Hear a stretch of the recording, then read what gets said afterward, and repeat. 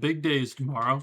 So we're just going to do a quick overview of all of the latest things that we didn't go over, because pretty much the only thing we've talked about is patch notes. So we're just going to sit here and watch all of the stuff that people might have Hi, missed over the past I'm day Mark or two. Roberts, Game Director on Path of Exile. During the launch of Return of the Ancients, we're running 2 weeks of Twitch drops, as well as a supporter streamer campaign. During the first week of launch, you'll be able to claim the Arbiter of Ash waypoint by watching your favourite creators in the Path of Exile 2 category for 3 hours. In week 2, you can claim the Wendigo's Crown helmet attachment.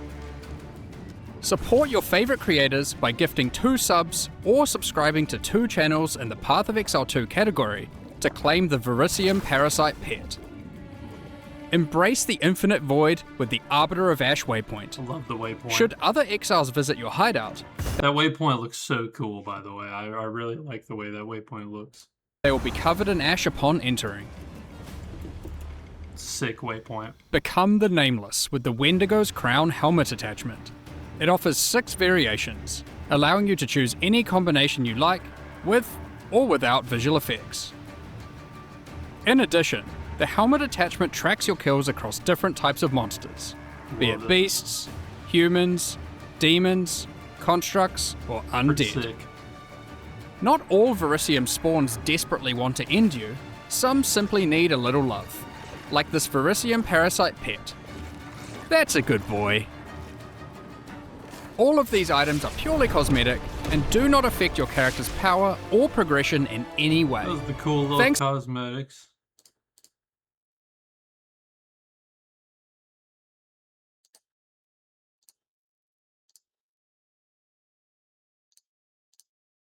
Rune shapes, Rune inscriptions. crafting. This is a big one. These are my life's work. The more I studied, the more I began to see similar shapes in the stars above. It was then that I dedicated myself to becoming a rune seeker. As Pharaoh so kindly explained, runes are very powerful and ancient inscriptions, and they can be socketed into your items to grant them more power. During the League, inscribing symbols into remnants will let you choose between a bunch of different crafting runes that you can use to enhance your items. When you come across a remnant, it has a number of slots ranging from 2 to 7. The more slots, the more powerful the remnant encounter, but the more options you'll have to choose between. At the start of the game, you might find yourself crafting simple damage or resistance runes that are available at a lower level than you would normally be able to get them, giving you a decent power boost. But things quickly get more interesting. There are 22 runes for adding or modifying Runic Ward, a new resource that can protect you from death. Using these runes, you can add an extra defensive layer, or turn your Runic Ward into an offensive weapon using Kalguran runic skills. There are also 13 runes that add powers specific to weapon types, like this one which gives a chance for grenades to explode a second time. Or this one, which gives you a new buff called Druidic Prowess, when heavy stunning enemies. In addition, there are 22... Stacking buff, which grants 10% increased skill speed and causes hits with spell damage to grant 3 rage per stack for 10 seconds. Each stack has an independent duration maximum of 3 stacks. That's good for Rampage. In addition, there are 22 runes designed to give you power at low levels, like this one, which gives you a bunch of elemental resistances, or this one, which gives you a ton of spirit. These runes are designed to be powerful, but drop off in value as you level up. They're great for power leveling a second character in the Huge league. rune right there for tunes. We also have 6 runes that can be used to expand the pool of modifiers used when doing high-level crafting.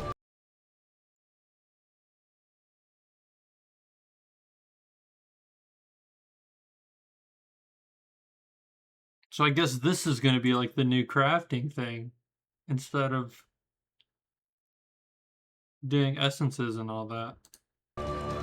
So for example, you can socket Katla's Gloom into some gloves, and it will enable the crafting of a bunch of new decay modifiers that can be used for damage over time builds.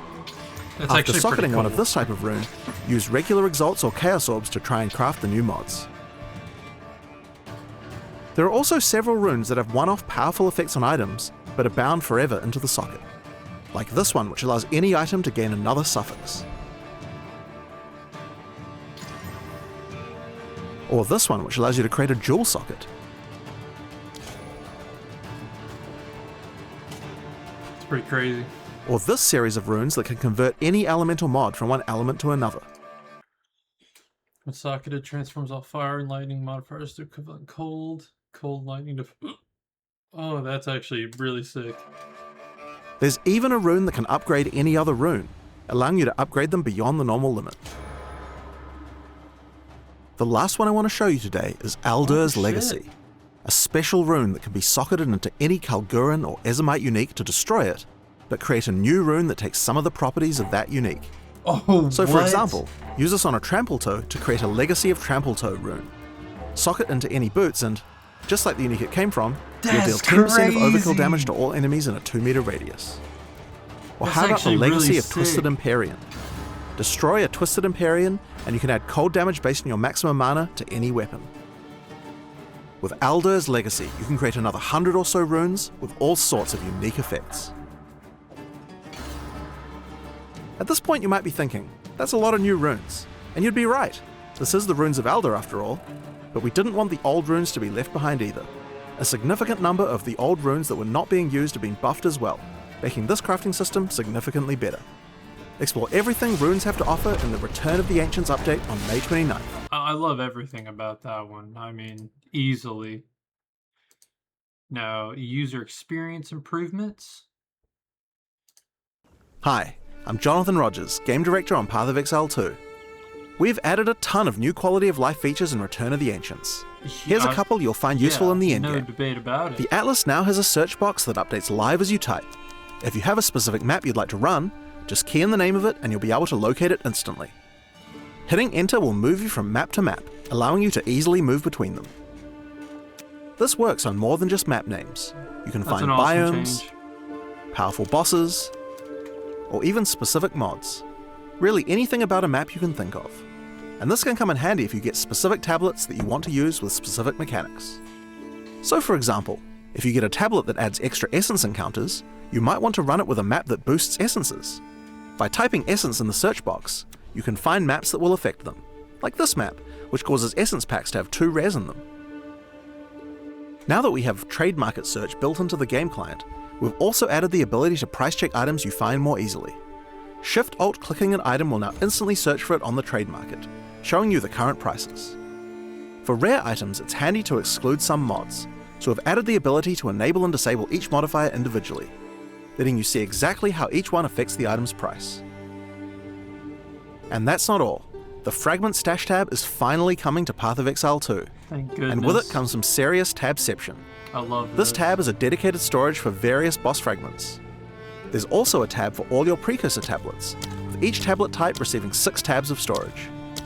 Finally, there's storage for your Jinn Barriers and Inscribed Ultimatums, both of which also get 6 tabs each. Speaking of changes to stash tabs, with the Runes of Aldur League there's a ton more runes that have been added to the game. In order to fit them, we've modified the Socketable stash tab.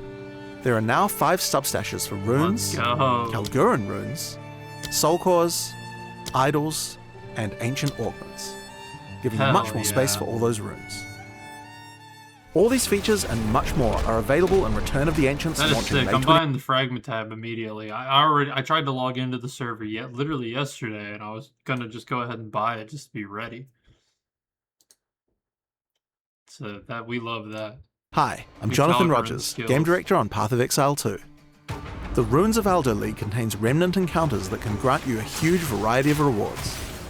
Among these are Kalguran skills, fusions of Kalguran rune shapes, and Rayclast magic that are powered by your runic ward instead.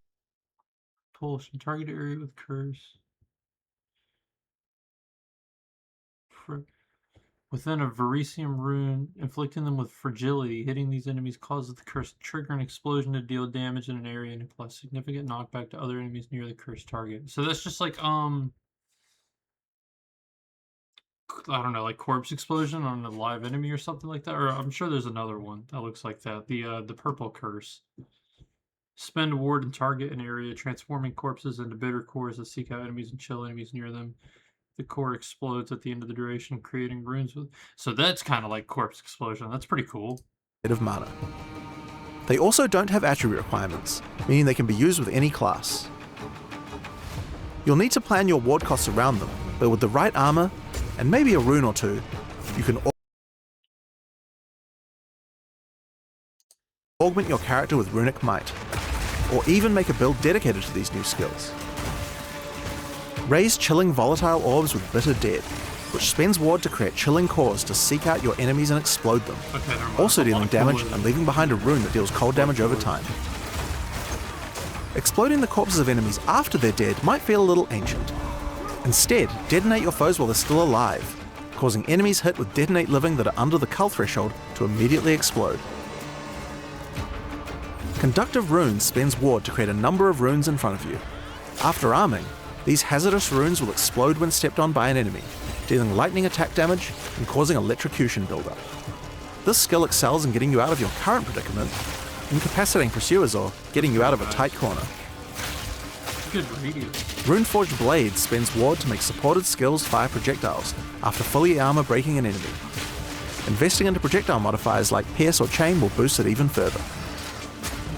That's pretty cool. Eternal March I taps like into your that. reserves of runic ward to instantly restore your dead minions to life. Use it as a panic button when a boss crushes your nice, army into nice. dust, Yeah, or even nice little provide more minion fuel res for for minion battle spell. explosions. Just be careful, as spending this much ward will leave you vulnerable.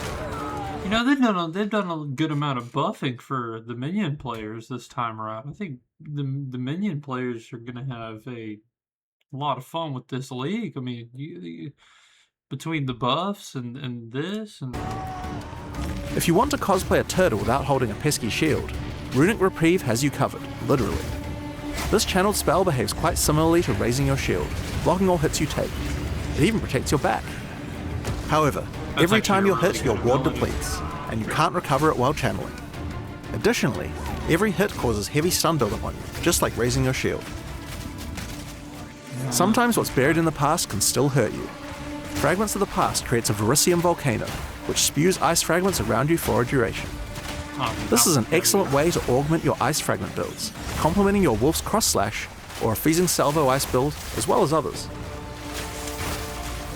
Try out these Kalguran gems and more on May 29th in the Return of the Ancients That's launch. sick. The skills look sick. I mean, and our latest one from an hour ago. When you reach the Atlas, you'll now run into some familiar faces. Masters of The the Masters of the Atlas. Atlas are kind of like Ascendancy classes, but for your Atlas tree, each giving you new and interesting ways to juice your maps. Each master Map bosses have 20% chance to be guarding a precursor terraformer, which can be used to alter adjacent maps. juice your maps.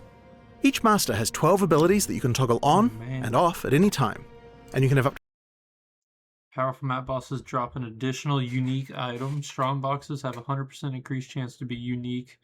100% increased amount of rare chest. Whoa. 5% chance of completing maps for a nearby anomaly map to be revealed. Oh man. Hold on, what was that? What was that middle one?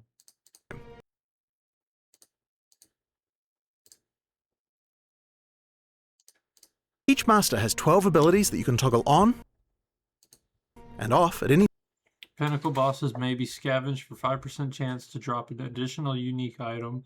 1% chance unique monsters may be scavenged for a unique item. Possessed unique monsters release spirits on death. 25% chance one rare monster is replaced by a random map boss. 5% chance 3 additional rare monsters are replaced by a random map boss. Oh snap. Asmeri spirits cannot possess rare monsters. time, and you can have up to 4 of them enabled on any map. Oh dang, you showed the full one on the other one. On too. any map. Strong boxes have 2% increased item quantity per modifier. Non-unique strong boxes are guarded by a dormant rare construct. Oh, nice. These strong boxes only roll modifiers which apply to the construct. I like that actually. That seems pretty cool. Opening the strong box activates the construct. Map areas are irradiated. 10% chance when completing a map to make nearby maps accessible. Map bosses have 20% chance to be guarding a precursor tier. Oh, okay. Damn, so yeah, these are really nice. The first of You these could, is like double Hilda. juice a map. Find her with- in her if camp nearby to the precursors- southwest of your starting So location. if precursor tablets work even remotely how they used to, which we're still seeing towers and stuff, so who knows? But that means like you can almost like double juice your maps, kind of. On the in-game atlas. Hilda would like you to track down powerful, unique beasts around Rayclust. After finding her, she'll direct you to a specific map. Simply go there and fight the boss to unlock rows of abilities. If you'd like to hunt bosses, Hilda is the master for you. She has many abilities related to killing powerful foes. Like this one, which allows you to cut open pinnacle bosses for a chance of getting another unique. They have to have more items in there, right? That's pretty sick. Hilda can also make his Marian Wisps no longer possess rare monsters, making them go only for the unique bosses in the area, powering up the boss, but making their rewards much better. That's really If you nice. combine that with her ability to make Wisps be released from unique monsters on death, and her ability to add a second unique boss to maps, and her ability to make bosses that have been modified by other mechanics even more powerful and rewarding, you can significantly juice your rewards for boss killing. Next up is Doryani. Doryani would like help clearing corruption nexuses on the Atlas. You'll find the first one just slightly to the southeast of your starting location. With Doryani's science, you can accomplish some truly impressive feats. After each map, this node offers you the opportunity to terraform the Atlas from one biome to another.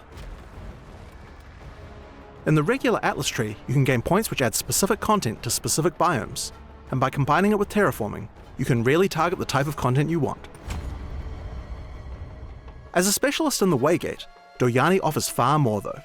This node opens up new precursor ley lines after running some maps, allowing you to skip ahead and travel very quickly through the Atlas. That's really If nice. your goal is hunting down citadels, this Yeah. ability will be very useful. That's really nice. for One that I find citadels. particularly cool is Strongbox Constructions.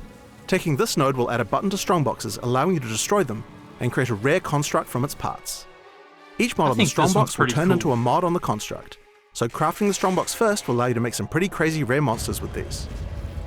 Each master also tends to have some pretty simple other modifiers though. In Doryani's case, giving you an extra revive in your maps, or making all your maps irradiated, increasing their level. Jado is a member of the Order of the Jinn, a group that specializes in collecting powerful artifacts. You'll first run into him after opening an ancient Vaal vault, just to the north of your starting location. Okay. Afterwards, he offers to teach you his spycraft, so you too can protect the unique relics from entering the wrong hands. Jado can allow you to find more unique items, more unique strongboxes,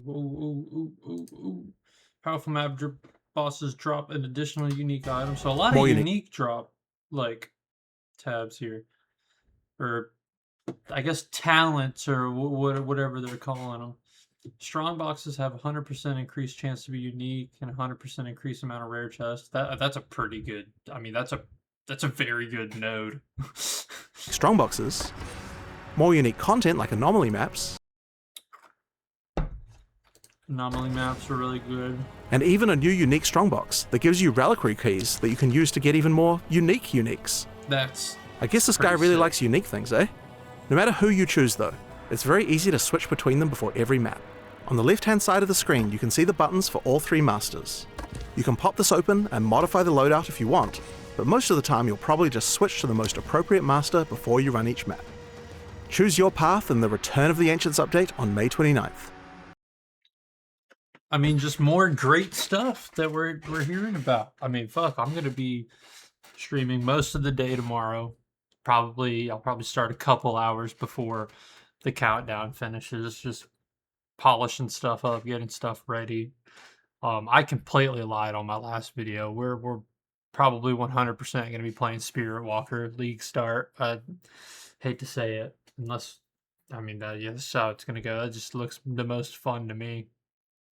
We might pivot to a monk later on, but I don't know. It's decisions. I mean, it's the roll of the dice at this point. But hey, man, the wait is seriously almost over. Whosoever I cared about